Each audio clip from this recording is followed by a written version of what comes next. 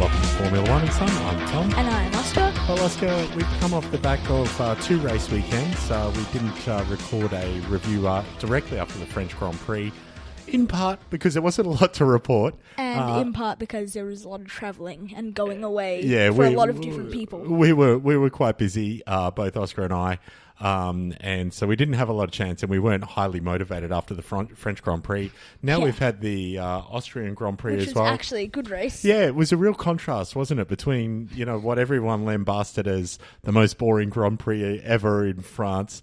And then the next weekend, everyone's reminded why Formula One is amazing and edge of your seat excitement. In part, though, that was because we went from a weekend, both very hot weather weekends, but we went from a weekend where Mercedes still dominated in France, clearly the class of the field. Yeah. I think Hamilton won that one by a fair chunk. 18 seconds. With Bottas in behind. Yeah. But then we followed up in Austria and we get a totally different story. Suddenly the field tightens up and we see really one of the Red Bulls, I should say, and the Ferraris. The Ferraris did a pretty solid job, right? Yeah, and the Ferraris and the Mercedes all on top form. What transpires afterwards, we know one of the reasons for that is if you can call it an Achilles heel, and I don't know if you can, Oscar, the Mercedes do struggle when it's really, really hot. And I think track temperatures were in the mid to high 50s in Austria.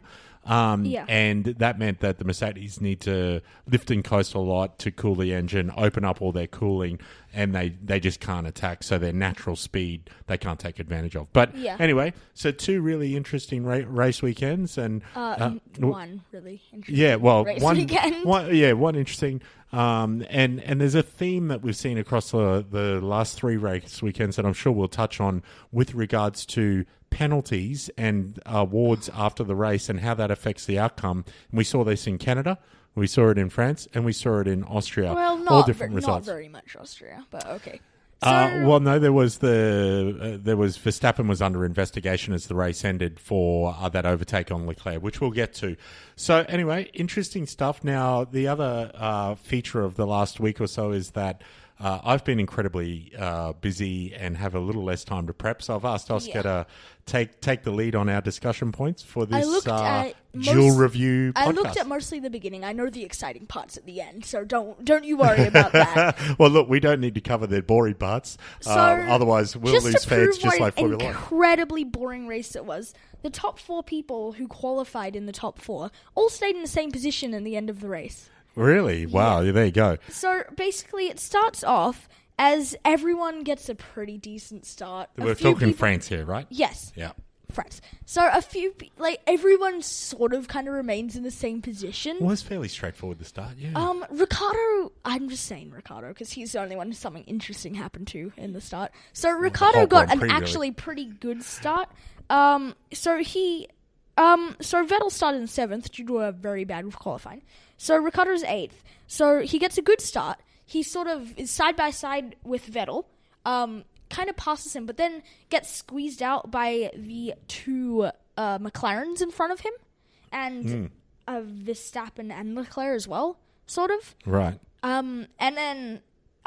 so he breaks very early and then gives Vettel the position. Oh, that's right. Yeah, because he got a good start, didn't he? But then after a few corners, he was back. And I think in post-race interviews, he kind of kicked himself a little bit, didn't he? He said he was a bit conservative, got a good start. Yeah. And was then just too conservative under brakes and got swamped a little bit. Yeah, that's right. I do recall that. Yeah. So after that, honestly, there's a tiny bit of scrapping, nothing much going on. And then Stroll gets forced off the track. And then he goes through the escape road but gains an advantage anyway and gets a 5-second time penalty. Right. Okay. That rings a bell. Hopefully. That's one of the most exciting aspects. And if I recall, race strategy was a bit interesting here because just about everyone made it through Q2 on the mediums, right, to get into Q3, except for Gasly and Giovinazzi. Yeah. So that was interesting. Even the McLarens, I think it was the McLarens and Ricciardo and kind of Gasly, aside from the big three teams that made it through to Q3, Gasly had to go to the softs to get through to Q3, and so did Giovinazzi, who made it into Q3. Good job. Yeah. But he then really suffered in the race with starting on the softs. They lasted about 5 seconds. He pitted and unfortunately was nowhere after that. Gasly made it work a little bit better, but still struggled. And I think if it wasn't for post-race penalties, which no doubt you'll mention, he would have been out of the points. I think he only ended up getting into the points, Gasly, right? Yeah, because Ricciardo managed to stay ahead of Gasly, despite him being a Red Bull, but that's another subject. Yeah. So he managed to stay in front of Gasly, and then there was a bit of a train because I think Giovinazzi or Raikkonen actually was there as well, and then Hulkenberg eventually caught up. Yeah, no, it was Raikkonen, Hulkenberg, Norris, Ricciardo, well, with that Gasly was off the sort back of a little later bit. on. Norris. Yeah. But anyway, so because Ricciardo's kind of getting held up, even though he's on the mediums, Ricciardo pits very early, and then Gasly responds, gets a That's right, pit stop. Gasly responded, didn't he? Yeah. Even though Gasly was on the softs, and Ricciardo's on the mediums, he kind of pit a bit too early. But so Gasly responds, gets a way better pit stop, and ends up getting the overcut on Ricciardo. Right. Yeah. Ricciardo quickly gets ahead of Gasly due to one lap fresher tyres. Right, okay. So it gets him on the outlap kind of thing. And then it kind of stays the same, honestly, for quite a bit. Yeah, and then up the front, what's going on up front? Hamilton's storming off, not much going on for him. Hamilton stormed off Bottas. Now, do I recall, was it at the end of this race? Leclerc and Bottas were having a bit of a scrap. Yeah, so Bottas really had to conserve towards the end of the race, didn't he? And Leclerc came back at him hard. And the cameraman showed the completely battle. And then we saw kind of Verstappen a bit nowhere. Vettel recovered okay from a poor qualifying, came fifth, but a long way off the pace. But he also got the point for the fastest He got lap. faster. Yeah, because that's right. he pit. Did he bolt? He bolted on. That's right. I think what 'cause happened is Verstappen or Vettel could have bolted on new tyres. And Vettel basically said after the race, look, if I didn't do a pit and bolt on new tyres to go fastest lap, then Verstappen could have done it. So one of us had to do it, so I did it. And that's why he ended up kind of 30 seconds behind Verstappen because of that extra pit stop. Yeah. And he gets that extra point. What's really interesting over both race weekends, I think, Oscar, is we've been seeing this slow rise of the dominance for the best of the rest. And it's really... McLaren have become pretty clear, particularly in France. Good qualifying. I think didn't Lando qualify fifth in France? I think he had a great quality. Yeah, he did, and then Sainz sixth. Yeah, so the McLaren's really starting to show some good form. Of course, Renault bought big upgrades to France, which, I think worked okay. I think Ferrari Renault still have a lot of room to improve, though. They do. Ferrari were bringing improvements to test kind of their improvements. I think they were bringing things so they could find out what's going on with their car. It wasn't too bad, the car. Well, whatever they did, the next week in Austria it worked, but we won't go there just yet. Yeah. But I've seen McLaren kind of starting to separate from Renault. Renault usually up there, but sometimes fighting with the Alphas, as we saw in Austria, and in fact in France. But what we're seeing dropping off the back is kind of Racing Point and Haas. Yeah. Toro Rosso sometimes in there thereabouts, and obviously either the others are falling back or Renault are just starting to eke a few improvements. And we saw in Austria, and I know I'm jumping ahead a race, Russell fighting with Magnussen on pure pace and overtaking him. Yeah, don't worry about jumping ahead because I think we're almost done with France, honestly. So let's talk about the end of the race, Oscar, which was probably the controversial part. So Canada, Vettel, Hamilton, penalties, oh my God, controversy, the world will be ruined, Formula One. Then this weekend we go, it's all so boring. And in fact, if it wasn't for these controversies at some of these races, we wouldn't have anything to talk about. So the end of the race comes along. Turns out Norris has got a bit of a problem. Hydraulics, if I remember correctly. Hydraulics, yes. Yeah, and at first they say, don't use your DRS, dude. And he's like, what, can I not use it or won't it work? And he's like, no, don't use it. You're losing hydraulic pressure. And then they say that directly. Yeah, and then they're saying, and by the way, your diff might start to go funny and your steering might get heavy. So Norris starts to fall into the clutches of Ricciardo, who's got pretty good pace towards the end of the race, and they start to bunch up. And, of course, by this stage, I think Raikkonen and then Hulkenberg start to catch up. Yes. And it's getting to the second last lap of the race, if I remember correctly. Around there, right near the end. they come down to the end of that long straight where there's a chicane. Ricciardo takes a move around the outside, goes a little deep and off track. In fact, we saw him do this early in the race and kind of get away with it as well on someone else. And then he goes a little deep. Lando kind of goes off around and is coming back on track and kind of has to avoid Ricciardo. But Ricciardo manages to get an exit. By now, though, Raikkonen's gotten past Ricciardo.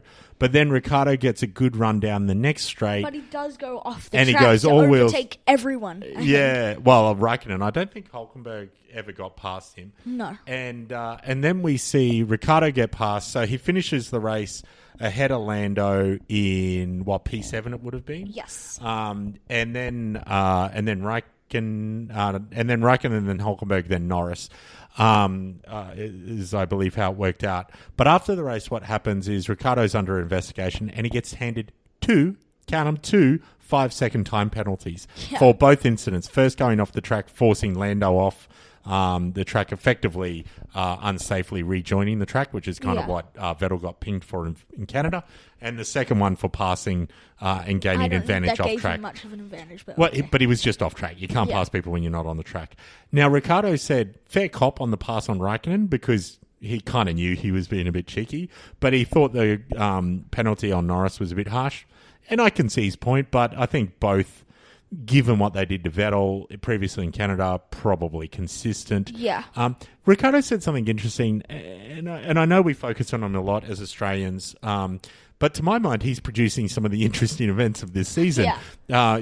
The whole reversing into Kvyat thing in Baku, some excitement in where he had that really good race, which I forget, Bahrain. He did not even finish in Bahrain. He didn't finish. Sorry, it was China. It was China, sorry. And then, of course, in Austria as well, some excitement, which we'll talk about. But in France, what he said is, hey, look, you kind of got to go for it. But he's clearly not 100% comfortable with the car. And he said, well, I was going to go for it. And, unfortunately I got the penalties. But, hey, what am I going to do? Just sit there? I'm not a racer if I sit there. Similar, what was it with that Ayrton Senna? Famously said, if you see a gap and you don't make a move, you're not a racer. I'm misquoting him poorly, so I apologise. So that was the end of the French Grand Prix. Aside from and then that, while pretty all boring. of that four people battling, we were watching a nice little battle that was never going to end in any overtakes between Bottas and Leclerc.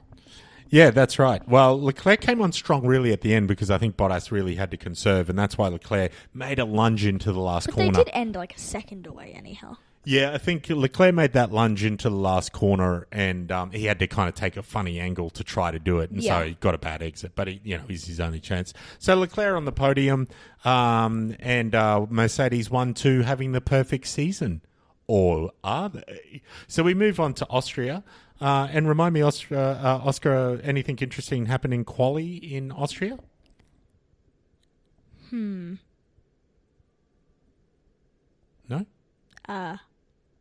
Let's just say my memory's not the greatest. How about you tell us?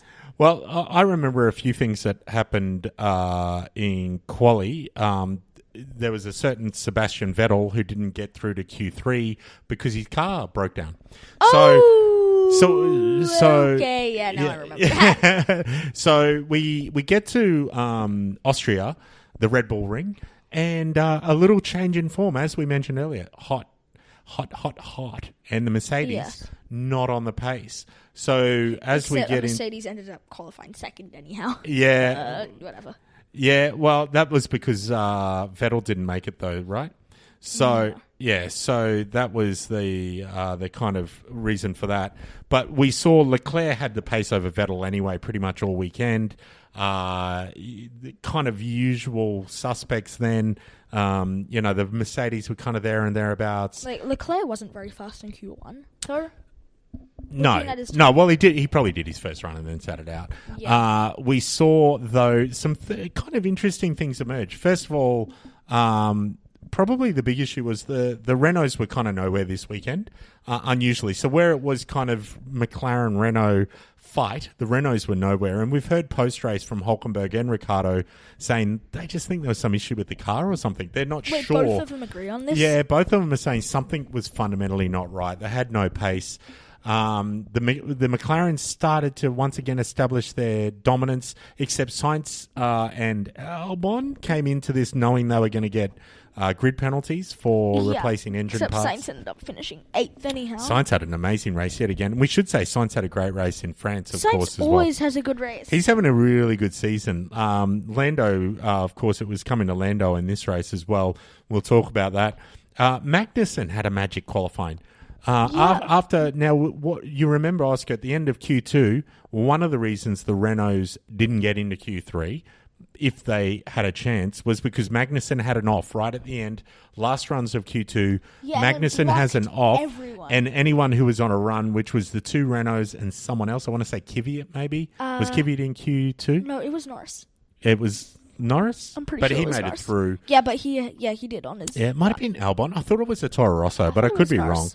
wrong. And again, you know what was looking different too? The Alfa Romeo's looking strong. Raikkonen, Giovinazzi, just on raw pace, both making it through to Q3.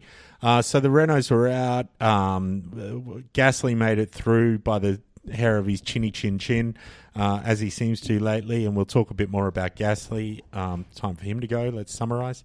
But yeah, the Alphas through, and Norris, Magnussen with a magic qualifying down in 5, then Bottas, Verstappen, Hamilton and Leclerc on pole. And as I mentioned, Vettel not being able to participate in Q3 due to some kind of mechanical issue. I don't remember what it was actually, but it was fixed by the race. So we were set for this kind of... and then, of course, something interesting happened. Lewis Hamilton got a penalty because he blocked Raikkonen in a really weird way during one of the sessions. That's right. So we had this nice grid with the... Oscar, do you know? The youngest ever front row grid in Formula One. Really? Yeah, with Verstappen and Leclerc on the front row. So we were set up for a real cracker of a race with Verstappen and Leclerc on the front. We thought this is going to be exciting. The race starts. Verstappen and Leclerc was the end too. Yeah, but the race starts, and what happens to Max? You don't remember what happened to Max Verstappen? No. He sat there. Anti-stall kicks in at the beginning of the race. Max Verstappen goes nowhere. That was suspense, Dad. That was suspense? Did you not hear my groan? I'm sure the people listening heard my groan. Sorry. Are you groaning? Is this still suspense? Yes. And so Max just hits the anti-stall, drops back to about P8, and away we go. Lando Norris has a great start. He's actually racing with Lewis Hamilton at the beginning of the race, and was having a lot of fun. Kimi Raikkonen, great start. If I recall, he gets past Lando early in the race, and is having fun. Sebastian Vettel does pretty well. Ricciardo drops back a couple of positions. Behind Hülkenberg. Yeah, Sainz, I think, has a great start. I think Perez did pretty well as well. I think he... we haven't mentioned the racing points, but Perez had a pretty torrid qualifying. Both Perez and Stroll out in Q1. But Perez had a really good recovery drive to actually P11 in the end. We won't talk about... the Williams, but they did pretty well. And so, Did you say the Williams? The Williams actually did pretty well. But Russell came 18th, beat Magnussen on raw pace. But anyway, up the front, Leclerc's kind of started on the softs, which was unusual. The Ferraris went through Q2 on the soft tyres, whereas everyone else chose the mediums. But seemed to be making the softs last... really well, and the Mercedes just didn't seem to have the pace. But Verstappen's torrid start saw him drop back, and then what happened from there? So, basically, I was half watching this race, and I don't remember much of it unless you say it. You know we have a Formula One podcast. I was eating breakfast and was on vacation all at the same time. We were away on vacation, and we're watching it on Oscar's tablet. So just pretend I don't exist in this podcast for the next 10 minutes. We were eating our breakfast cereal. But exciting stuff. Lots of good racing at the front. Pretty exciting. And really, we saw the McLarens in there. Wait, hold on. You expected me to just say this sort of droney stuff? Please add any excitement in there that you're aware of. The end. The end? Okay. Tell me about the end. What happens towards the end? So, Leclerc's winning. He's nice and comfortably spreading out his arms and not going very fast. But pitted pretty early. Had some pretty old tyres on him by then, right? Yeah, very old tyres, but he wasn't going very fast. So, Verstappen comes zooming in, like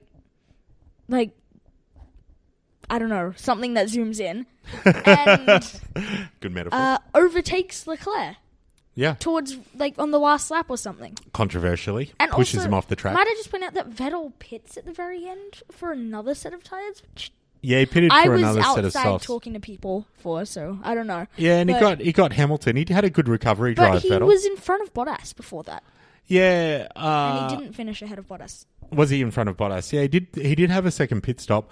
Can I point out something? At the beginning, when Max's anti-stall kicked in, Gasly gets in front of him, right, as you'd expect. Yeah, Gasly finished 7th. Gasly finished a lap down. A lap Yeah, well, down. Magnussen started 5th. He started. Yeah, no, he no, started 10th. Yeah. Magnussen started 10th. He finished 19th. Yeah, but he had some kind of He started front wing He thing. finished 2 laps down. Yeah, and actually Hamilton had to change his front wing as well. We should point that out at some point early in the piece. So Hamilton had a front wing change. They did actually a really good job of changing Hamilton that could have quickly. gotten close to Vettel for a few more laps, actually. Yeah, that's true. I think Vettel was storming at the end though because he had fresh tyres, right? He ended up pretty close in behind Bottas. I think a few more laps, if I recall, and Vettel probably would have got Bottas. A few more laps So for yeah, Leclerc could have gotten Verstappen gets Leclerc at the end, pushes him off track, goes under investigation post race, but no further action, which was kind of good to see. I think it was really solid I think racing, it's the Red Bull's first win of the season. Well, it's the Mercedes, and it's not their their and first their win home of the Grand season. Prix, right, at the Red Bull Ring. They haven't done that first since win last year. first win for Honda in the hybrid era, and since whenever the stat is, a long time ago. Yeah. Another interesting thing, Giovinazzi picks up his first ever Formula One point this race, so he's now not pointless, just leaving the 2 Williams without Who points. knows? Maybe if 10 people crash.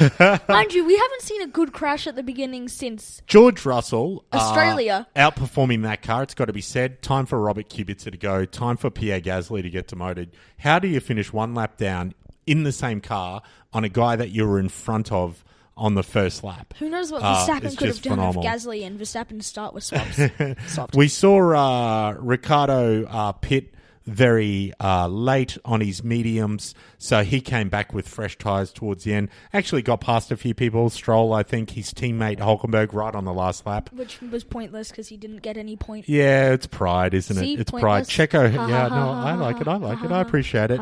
And we saw the Toro Rossos have a bit of a nothing race, and questions to be asked for the Haas cars really, really slow. After great qualifying by Magnussen to finish where he did, and I think there was some issue there, but even so, he just had zero pace. He got a penalty, didn't he? You said Magnussen got a penalty for something? He got The grid. He got a grid penalty. He got a 5-second stop go or a 5-second penalty. He got a 5-place grid penalty.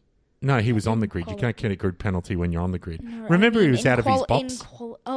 He got like a drive-through penalty for that too, but that's different. Yeah, he got a penalty in quali. What was that for? That was for changing his gearbox. Oh, right. Okay. And then he got a penalty for not being in his grid box. Gearbox, Yes. grid box, lots of penalties all around, but just no pace. He finishes It's behind gotta be said. Williams. Yeah. So, look, what we're seeing, let's keep our fingers crossed and hope this was an anomaly, and we see that Ferrari can take it to Mercedes. Well, I mean, Red Bull won, but we've got to say probably an unusual race for Red Bull. Frankly, probably an unusual race for Mercedes being so slow, and they'll be back to themselves. It wouldn't surprise me at the next race, which is Silverstone, Great Britain, coming up. So that'll be exciting. Actually, Silverstone often puts on a good race, so really looking forward to that.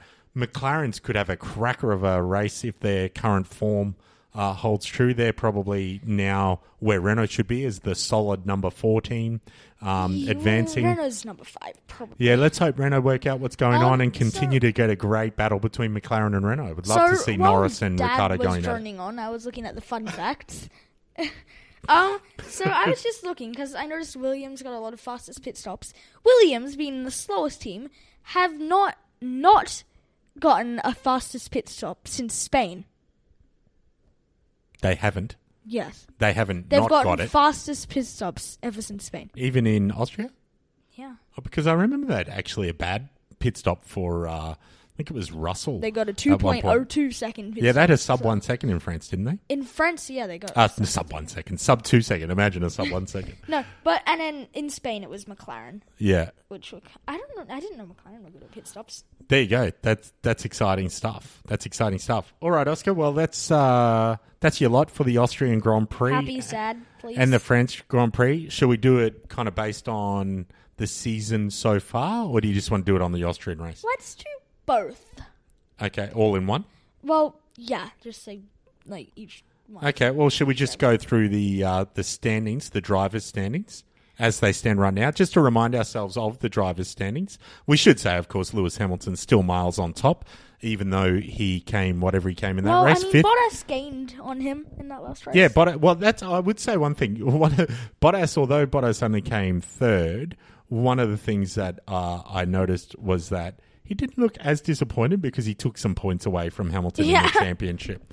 And Ferrari did Ferrari take a few points away from them in the constructors? Probably, but it's a huge gulf anyway. So let's have a look. Let's start with the Williams. Oscar, how do you think they're feeling? Ooh, I wonder. Well, actually, I think they're starting to maybe be a little hopeful. Oh, okay, 0 points and 0 points. Very hopeful. Well, no, if I was Robert Kubica, I would feel embarrassed. If I'm George Russell, I think I'm proving to people what a great driver I am. I'm outperforming the car, and maybe it's starting to find a smidge bit of performance. That's my view. They're fixing their fundamental issues. What about Giovinazzi? How's he feeling? He got a point. He's happy to get 1 point. But in the constructors, he's sad. Last couple of races, he made Q3.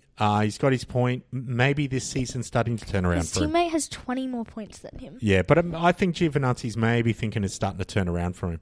Romain Grosjean, he's only got 2 points. Can you believe that? Really? Can you believe he has only got 2 points? I can't. I mean, that team... the only thing I'll say about Grosjean is he can probably hide behind the fact the whole team is having a shocker. It's not just him. K-Mag's got a couple of good results, but Grosjean and the whole team, I think, will be struggling. Okay. Lance... He's sad because he's being beaten by his teammate. Yeah, Checo's showing Lance how to... Lance, he's had a good race here and there, where I think Canada was a good race for him, his home Grand Prix. Yeah. But, otherwise, just not qualifying well. I'm pretty sure he didn't finish in Canada. Yeah, he's finished in the points. That was last year, never mind. Yeah. You're thinking of that crash he had with Hartley, was it, last year? Whoever it was. Yeah. That's not important. Albon... he's sad because he's being beaten by Kvyat. Yeah, and Albon's had some good drives, but for me, Daniel Kvyat, who's next 14th in the standings at 10 points, he's really the star at Toro Rosso. And I know people dismiss it, but if I was Helmut Marko, I'd be swapping Gasly and Kvyat the next race. For some F1 fans who don't know as much as your information brain, who is Helmut Marko, Dad? Dr. Helmut Marko is kind of the racing director for Red Bull. So he's the boss of Christian Horner. Sits in between the owner of Red Bull, Dieter Maschitz, and Christian Horner, who's kind of the team principal. I thought he was above Christian Horner. He is. He's between Helmut Marko. I mean, below. Sorry. No. And he runs their racer driver. He kind of runs the Red Bull driver program. Huh. So he's the guy that promotes people and all that kind of thing. I'd be promoting Kvyat. I reckon he's having a cracker of a season, and I'd be getting Gasly back down. What happened last time they promoted him? Wait, can they but he's matured a lot since then. They can promote people mid-season? Yeah, they can do whatever they want. Really? They've done it before. They did it to Kvyat, remember? Oh, gosh. Yeah, and they promoted Max. But Checo Gasly had such a good season in Toro Rosso. Okay, whatever. Checo? Sad. I think Racing Point having some issues. I don't know how much better he was last year than what he was He had a reasonably good race this race. Racing Point were in a better position last year, just before they went into administration. Then they had no money, and I think that's still, they're playing catch-up. K-Mag, individual performances, pretty good. He's happy team because bad. he's beating his teammate by a lot, and at least... because Grosjean's a much better person than K-Mag. Yeah, and I guess if you can't be in a competitive car, at least you can say, well, I'm performing pretty well. So K-Mag would feel that way. What about the Hulk? How do you think the Hulk's feeling? Well, let's do Hulkenberg and Ricciardo because they're tying right now. Are they really? Oh, yeah, they're on the same points. Oh, look at that. They're both probably sad that they're being beaten by an Alpha whose teammate is 20 points down on them. And probably Renault they're both being beaten by McLarens, which have the same engine as them. I think the French Grand Prix, they probably weren't feeling too bad. After Austria, they're scratching their heads. Hulk qualified Ricciardo at this Grand Prix at Austria. So the qualifying battle's now 7-2. Is there 9 races done now? Yeah, Ricciardo is doing some... I still think Ricciardo's kind of the form man in that team. He's making still too many mistakes and giving up some points. But Hulkenberg's doing the same thing. Yeah, but I think Ricciardo's faster. Just ultimately is driving faster. But that team's got some... I hope they can come back and start fighting McLaren again. Will. Kimmy's having a cracker of a little season. Yeah, he's having quite a good season. Yeah, kind of quietly chipping away, getting into the points, getting into Q3. It was pretty racy in Austria, actually, and in Canada, where we saw them fighting at the end there. Lando's got to be happy. He's happy, but Sainz is beating him by 8 points. Yeah, Lando's had a couple of DNFs and failures along the way. That's mostly just not... That's not his fault. And he has made 1 or 2 mistakes. But the last couple of races, obviously mechanical issue in France, but I think he had a really clean race in Austria. He's a good driver. He's performing well. McLaren's really come on form. I'm really loving seeing McLaren come back. Do you think McLaren can be the top team once again?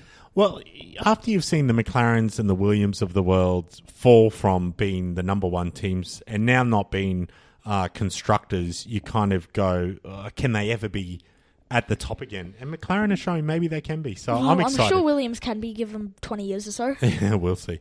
Then we get into Gasly, who bafflingly is still P6 in the championship. I think he's a third of the amount of points of Verstappen. Yeah, Max is coming third in the championship. That's pretty impressive. He's had of both Ferraris. He's around a third of. A third of Verstappen's points. He's got to go. I've said enough. Leclerc. Yeah. He's doing pretty well for a rookie. He must be so annoyed not to get that win yet. All of his bad luck. Yeah, I think he's the form driver in Ferrari. It just needs a bit more consistency. Let's hope it's coming back to Ferrari and he gets his maiden victory very soon. Verstappen will be happy because he has a bad... Oh, Vettel. Never mind. Seb, how do we feel about Seb? He's doing okay, I guess, for the car he's in. I think he'd be like, I don't think he'd be super sad because he's beating Leclerc, but probably underperformed, right? Yeah, so Verstappen, he's happy. Delighted. He's delighted because he has a teammate that makes him look good. No, he's just looking good. If but Ricciardo was there, makes him look even better. If Ricciardo was there, Ricciardo wouldn't be beating Verstappen. Max is in mega form. He beat Ricciardo through the back half of last year. I know there's other reasons for that as well, but DNF after DNF. Yeah, after there was. DNF, But Verstappen since Monaco last year has been fantastic and remains fantastic. And I hope Red Bull, who were after France kind of falling adrift and into the best of the rest crowd, but this weekend in Austria, we're kind of right up there with Merck and Ferrari, obviously, because they won the race. Yeah. It might be a once-off, I fear. But Max having a great season. Valtteri... He's Bottas 2.0. It's good that he beat Hamilton again, and he was kind of better than Hamilton all weekend. Bottas got pole the last 2 years in Austria, so we know he's good there. Yeah. So good to see he got some points back on Lewis. And then Lewis will be disappointed with his weekend, but overall he's is just dominating this everyone. season. Yeah, is he still a race win in front of Valtteri? Yes, he is. He's 30 points in front of Valtteri, so 31 points, in fact. So, still got a dominant grasp on the championship. Yeah. So that's your lot for France and Austria and for how, at this point in the season, things are shaping up. Looking forward to Silverstone. I would say now we've had Austria as a classic race, Bahrain as a classic race. Silverstone probably will be. Canada was. Yeah, he's hoping Silverstone shapes up as an exciting race as well. Canada was pretty exciting. Anything to add, Oscar? Of course, please rate us, give us a review, tell your mates about Formula One and Son. We're on Twitter fun at fact, Formula One and Son. I finally set up a Gmail account for us. Hey, what is it? It's Formula One and Son at gmail.com, and it's with the number 1. Formula One, number 1, and Son, A&D, Son at gmail.com. And feel free to email us. We're lining up a special guest appearance for some time over the summer as well, which we'll tell you more about once we get it confirmed. Of course, rate us, review. Thanks for listening. This has been Formula One and Soon.